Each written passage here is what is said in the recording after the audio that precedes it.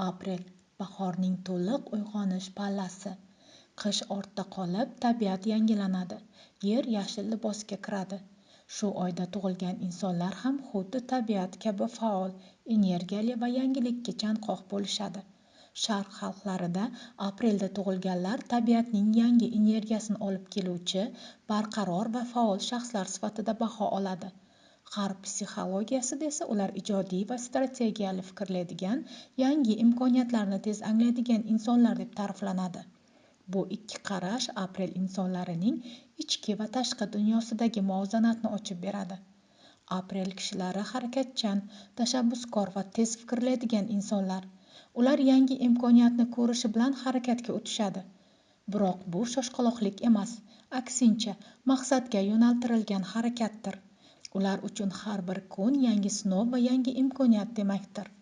Aprelda tug'ilgan insonlar ko'pincha muammolarni tizimli tahlil qiladi, atrofdagilarni kuzatadi va shundan so'ng harakatga o'tadi. Shuning uchun ham ular hayotda ham, kasbiy faoliyatda ham samarali va ta'sirli shaxs sifatida e'tirof qilinadi. Ular maqsad qo'yishni va unga yetishni yaxshi biladi. Muammolarni tahlil qilib tizimli yechim topadi. Atrofdagilarga ilhom va kuch bag'ishlaydi.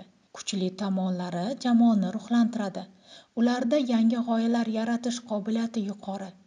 Uzoqni ko'ra oladi. O'zgarishlarga tez ko'nikadi va o'z qarorlari bilan yashaydi. Kamchiliklari ba'zan ortiqcha faollik tufayli charchaydi. Haddan ziyod mustaqillik sabab boshqalar fikrini inobatga olmaydi. Ular samimiy va ochiqko'ngil. Ular munosabatda ishonch va hamkorlikni qadrlaydi. Romantika ular uchun muhim, lekin eng asosiysi ruhiy yaqinlik va birgalikda o'sish. Aprelda tug'ilganlar faoliyatda ijodiy, strategik va interaktiv sohalarda samarali. San'at, media, tadqiqot, marketing, tadbirkorlik va boshqaruv sohalari ular uchun mos. Ular o'z energiyasini, ijodiy qarashlarini natijaga qaratgan holda samarali qiladi. Aprel kishilari hayotdagi yangi imkoniyatlarni qadrlaydi.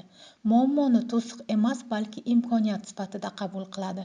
Shu sababli ular ko'p hollarda yetakchi va ilhomlantiruvchi shaxsga aylanadi. Aprelda tug'ilgan insonlar energiya, harakat va ijod manbai. Ular o'zgarishlardan qo'rqmaydi. Aksincha, uni imkoniyat deb biladi. Hayot ular uchun doim yangi sahifa, yangi g'oya va yangi muvaffaqiyat demakdir.